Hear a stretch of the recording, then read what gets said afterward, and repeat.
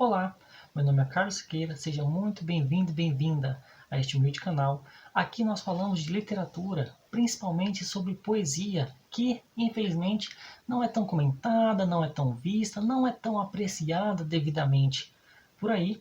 E hoje eu trago mais um português aqui, um homem que foi contemporâneo de Fernando Pessoa, foi amigo de Fernando Pessoa, um homem que escreveu a sua tese de graduação sobre Fernando Pessoa, um homem que escreveu contos, escreveu poesia, escreveu romance, escreveu crítica literária, escreveu teatro, escreveu história da literatura portuguesa.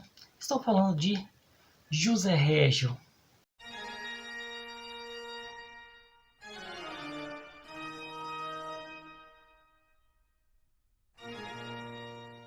Bem, como eu disse, José Régio foi contemporâneo e amigo de Fernando Pessoa. Portanto, é um escritor modernista, logo, um escritor do século XX. Então, de onde eu tirei esse título? Seria José Régio um barroco do século XX? Antes de tudo, então, precisamos lembrar o que foi o barroco. Para quem não lembra, para quem não estudou, ou para quem lembra, para quem estudou, o barroco foi uma escola literária, foi uma época que começou ali no final do século XVI, início do século XVII, e que era a escola da Contra-Reforma. Vocês lembram que na época medieval Deus era o centro de tudo, veio a Reforma Protestante, veio a ciência e começou a combater aquelas ideias, e então depois veio a Contra-Reforma da própria Igreja Católica, tentando impor novamente o sentimento e o pensamento religioso ao homem. E o barroco está naquele meio termo.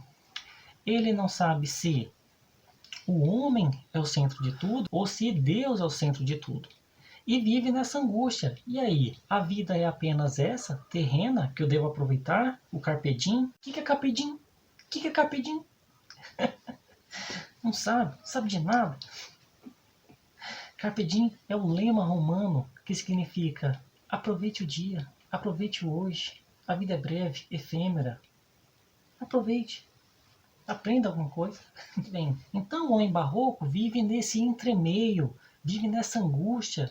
Eu devo obedecer à igreja? Eu devo obedecer à ciência? Tem gente dizendo que a Terra é plana, hein? Não vou nem te dizer quem é que diz isso. A vida é esta aqui, terrena, ou existe uma vida após a morte, uma vida póstuma, um paraíso? Então, essas angústias vão ser refletidas na arte, que vai trabalhar com esses temas dialéticos, esses temas contrários, cheios de antíteses, esses temas paradoxais. A arte barroca ela vai ser sempre contraposta, claro, escuro, bem e mal, humano, divino, efemeridade, eternidade, essas coisas. E a poesia do José Régio, ela vai mais ou menos nessa linha, mas não da mesma maneira, não da mesma forma. Aliás, falando em forma, é preciso dizer que o barroco tem dois conceitos-chave, que são o cultismo e o conceptismo. Cultismo diz respeito aos jogos de palavras, e o conceptismo diz respeito ao jogo das ideias. É mais ou menos como o que eu vou dizer, conceptismo, as ideias, e como eu vou dizer, quais palavras eu vou utilizar. E no barroco são sempre palavras difíceis, são sempre sintaxes invertidas, é uma linguagem bem complexa. Bem, este é o homem barroco, mas e o José Régio? José Régio é um poeta modernista, que, pessoalmente, na sua vida privada, era sim um homem religioso, mas na sua poesia ele não assume esse caráter devoto ou temerário que o homem barroco tinha. O homem barroco perguntava para Deus, fazia pedidos para Deus. José Régio não. José Régio se coloca de igual para igual, questiona e às vezes lança algumas palavras até pesadas sobre Deus, algo que jamais seria pensado por um homem barroco. Eu separei duas estrofes para ler aqui desse livro Fado. O que é fado? O que é fado?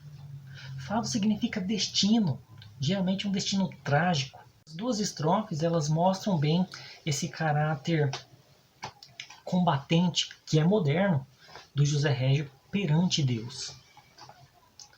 É de um poema, esse livro inteiro aqui, Fado, são poemas longos, se eu não me engano só tem 16 poemas neste livro aqui. É pequenininho, de bolso, mas os poemas são longos, então eu separei só 2 estrofes, porque se fosse ler demoraria muito. Os meus vídeos geralmente já são longos. Pois bem, e aí o eu lírico chega a dizer aqui: quando virás tu de novo, Cristo que nunca vieste, impor tua mão celeste nessas vidas esquecidas? Messias dos homicidas, quando virás tu dos céus, atravessando os labéus? Labéus são desonras, são vergonhas, são quedas. Atravessando os labéus do mal que não se redime, ao vício, à loucura, ao crime, abrir o reino de Deus. E aí, mais para frente, vou pular uma estrofe e ler a próxima. Quando voltarás tu? Quando, Cristo de madeira ou prata, e da cruz que nos resgata, descerás, enfim, no mundo? Quando, outra vez vagabundo, desprezando o incenso e as flores, virás ver estes horrores que te esqueceu resgatar? Sairás do teu altar, viverás, Senhor das dores. Pesado, né? Então isso aqui seria impensável para um homem barroco, que se coloca temente a Deus, mesmo que às vezes ele ache que o homem sim é que é o centro do mundo. Aqui o José Régis está sendo muito combativo, muito agressivo. E mais, a gente pensar aqui em alguns trechos, quando virás tu de novo, Cristo que nunca vieste. E mais para frente, Cristo de madeira ou prata, né? Ou seja, Cristo que só existe em imagens, em esculturas, mas não na realidade. Quando virá ver estes horrores que te esqueceu resgatar.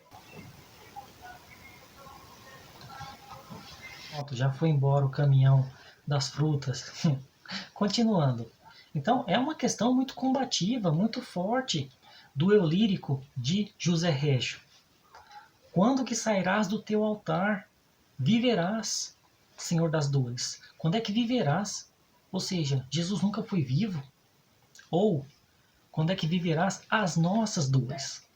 Aliás, Senhor das dores, não é nem Senhor das graças, Senhor dos céus, das dores. O que me lembra o filósofo alemão Arthur Schopenhauer, considerado por muitos o maior pessimista dos filósofos. E olha que filósofo geralmente já é pessimista. E ele tem um livro chamado As Dores do Mundo, em que ele diz mais ou menos assim: se existe Deus, eu não gostaria de ser esse Deus, porque as dores do mundo iam me esfacelar. Porque, para o Arthur Schopenhauer, viver é sinônimo de sofrer. E que Deus é esse que nos tira do nada para colocar num mar de sofrimento? Forte questão do Schopenhauer. Bem, eu vou ler outro poema aqui do José Régio para mostrar essa complexidade dos seus eu líricos, que ora combatem, ora fazem pressa a um Deus que, segundo ele mesmo, sabe que ou não existe ou é uma parte de si. Vamos ver. Poema do silêncio. Sim, foi por mim que gritei, declamei, atirei frases em volta, cego de angústia e de revolta. Foi em meu nome que fiz a carvão, a sangue, a giz, sátiras e epigramas nas paredes que não vi serem necessárias, e vós vedes. Foi quando compreendi que nada me dariam do infinito que pedi, que ergui mais alto o meu grito e pedi mais infinito.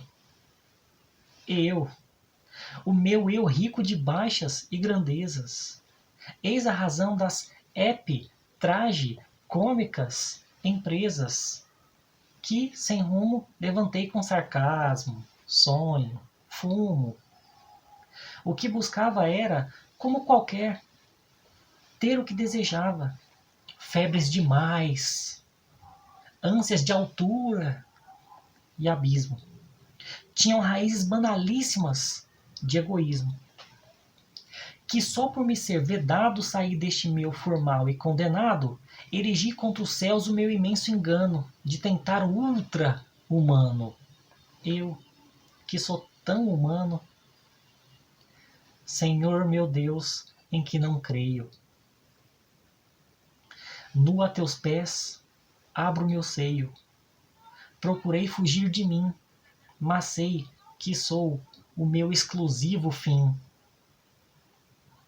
Sofro, assim, pelo que sou. Sofro por este chão que aos pés se me pegou. Sofro por não poder fugir. Sofro por ter prazer em me acusar e me exibir. Senhor meu Deus, em que não creio, porque és a minha criação. Deus, para mim, sou eu, chegado à perfeição. Senhor, dá-me o poder de estar calado, quieto, maniatado, iluminado. Maniatado significa de mãos atadas. Esse mani é de mão, assim como manipular, manipulação também é de mão.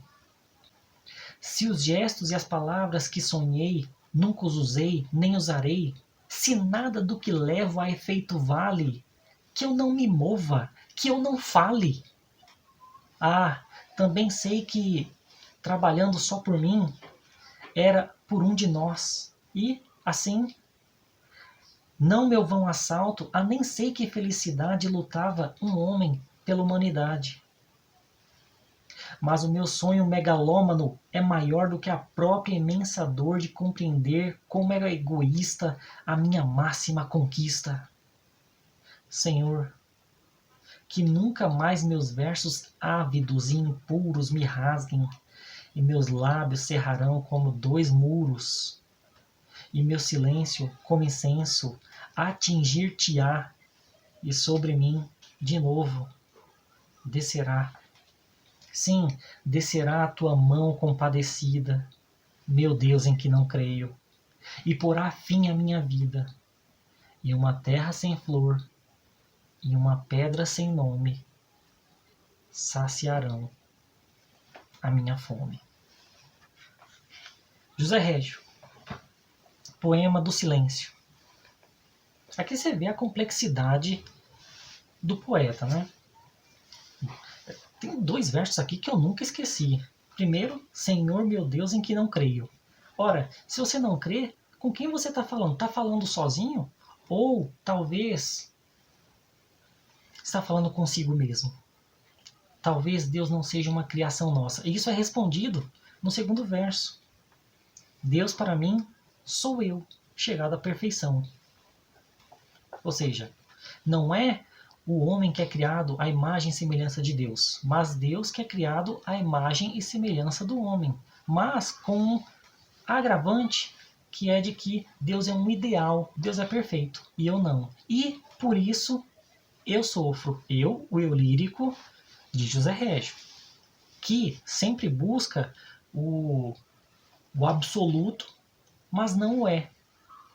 E ele sofre, e ele diz que sofre aqui embaixo. Sofro pelo que eu sou. Sofro por este chão que aos pés se me pegou. Ou seja, ele quer transcender, mas não consegue. Por isso sofre. Sofro por não poder fugir. Sofro por ter prazer em me acusar e me exibir. Isso aqui me lembra Fernando Pessoa, né? Com a questão da mentira. Daqui a pouco vou ler um poema que menciona a mentira aqui. Em que a mentira é necessária no sentido de que na arte, a mentira, através da técnica, ela reforça a própria realidade. Como é o poema do Fernando Pessoa, o poeta é um fingidor, finge tão completamente que chega a fingir que a dor que deverá sente. O que é isso? O camarada, o poeta, sofre e ainda amplia essa sua dor através da técnica, através do pensamento, de maneira que ela pareça maior do que é.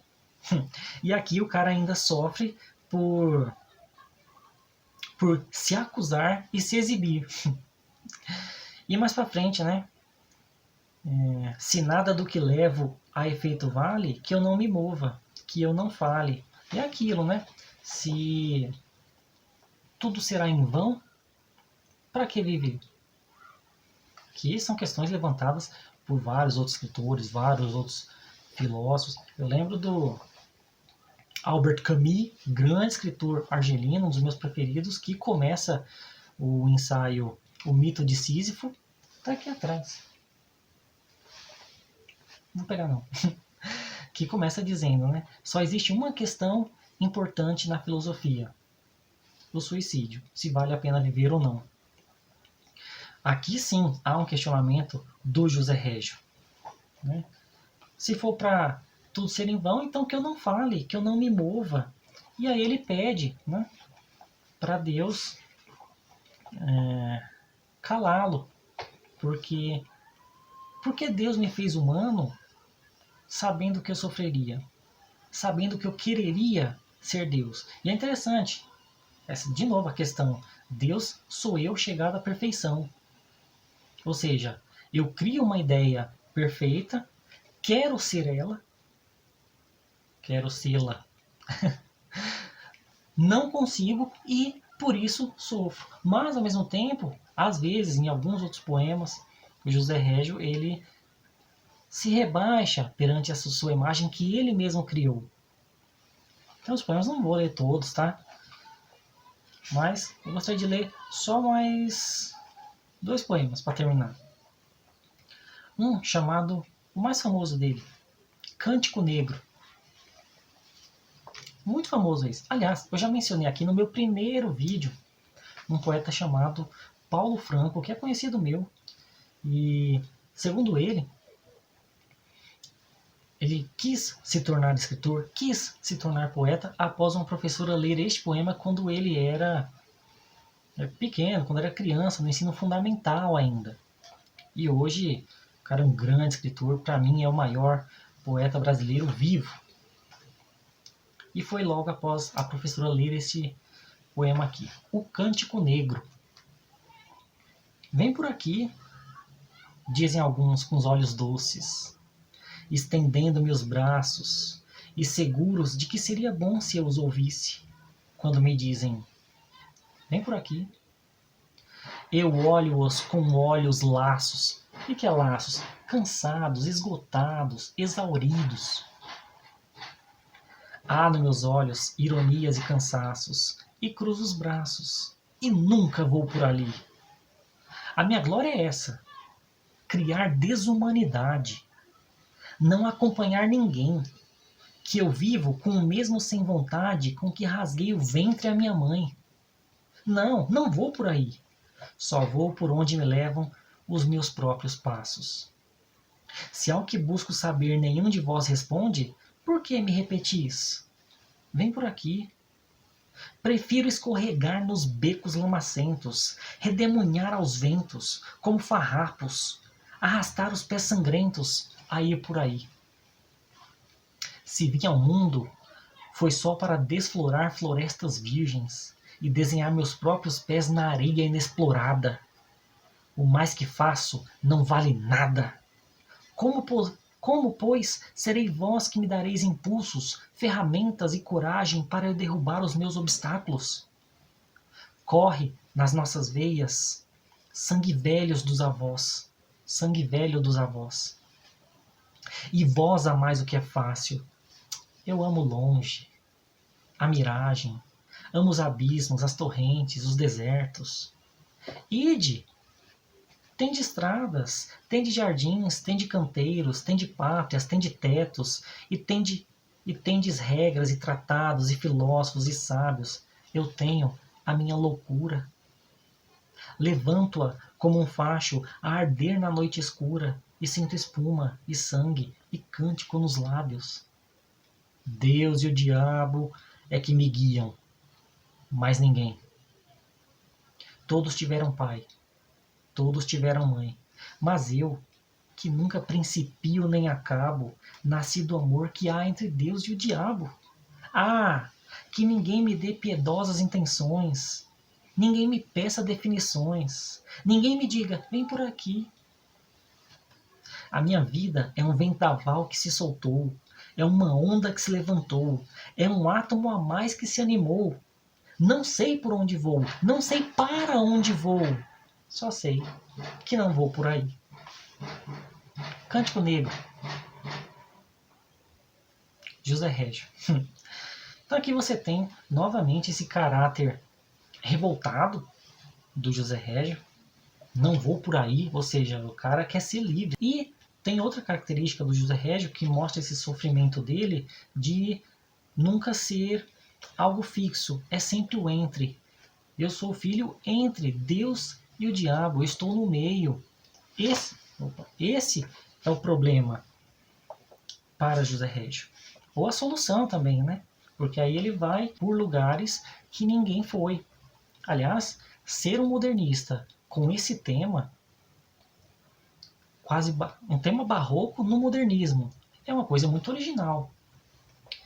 Bem, para terminar aqui, vou ler o último poema que eu selecionei, que se chama Improviso Corrigido, que ele vai abordar novamente a questão da mentira, que já foi muito dita por Fernando Pessoa, muito abordada por ele, e na obra toda do José Régio também, tá? O José Régio ele escreveu muito sobre 3 temas. Esse entremeio entre Deus, o diabo e o homem, o amor, geralmente erótico, mas também às vezes divino, e a própria poesia, o ato de escrever poesia. Pois bem, e esse é sobre este último tema. Improviso corrigido. Se minto? Quantas vezes? Mas em palavras. Não nos meus olhos castanhos portugueses, nestas linhas atávicas na mão. Se minto? Minto, pois. Mas nas orais palavras que vos digo, não nas que entoo a sós comigo, e em que enfim deixo de ser 2. Não nas que entrego a músicas, miragens, alegorias, fábulas, mentiras, cadências, símbolos, imagens. Ecos da minha e 1.000 milhões de liras. Se minto? Minto. É regra de viver. Mas não quando, poeta, me desnudo e a mim me visto de inocência e a tudo. Venha quem saiba ver. Venha quem saiba ler. Bem, assim eu termino este vídeo, então, que nós saibamos ler para que leiamos José Régio, este poeta modernista português com traços do barroco, mas com novas formas. Vocês perceberam que a linguagem dele é acessível, é muito sonora, muito rítmica, muito bem trabalhada. Ele tem alguns sonetos que é a forma clássica dos barrocos, mas não são a regra aqui. Ele escreve muito em quadrinhas, as estrofes com 4 versos, mas sonetos são poucos. E recomendo muito. José Régio, essa antologia aqui é dos anos 80, da Nova Fronteira, foi bem difícil de achar na internet, está em ótimo estado, só se acha em sebo mesmo. E este aqui, Fado, que é bem mais baratinho e se encontra facilmente numa Amazon e em outras lojas. Recomendo muito. José Régio, grande poeta português. Segundo Maçom Moisés, que foi um grande estudioso da literatura portuguesa, tudo o que José Régio fez, o fez com excelência. É isso. Se você chegou até aqui, peço que, se gostou do vídeo, curta o vídeo, comente no vídeo, compartilhe com outras pessoas. Se não é inscrito, inscreva-se, se quiser. E até a próxima. Eu estou procurando pessoas que moram em Portugal para trazer livros para mim, de lá, de autores portugueses que não são trazidos para o Brasil, eu não sei porquê. Essa edição aqui do Fado, ela é de Portugal. Comprei na Amazon, mas é estrangeira. Qual o nome da editora? A Bela e o Monstro. Nunca ouvi falar. Tinha um camarada aqui no bar, um ano mais velho do que eu. Não vou revelar o nome dele, mas mora lá em Portugal lá e eu mando convite pro cara e o cara jogava bola comigo e agora não quer responder mais. Tem uma turma aí que fala assim, para você ganhar inscritos, você tem que fazer vídeos mais curtos, rasos e sobre os clássicos. Eu faço vídeo sobre o que eu estou lendo no momento e se eu quiser fazer vídeo. Agora, se você quer mesmo que o canal cresça, compartilhe o vídeo, curta, comente, envie para a família, envie para os amigos, envie para os coleguinhas da escola.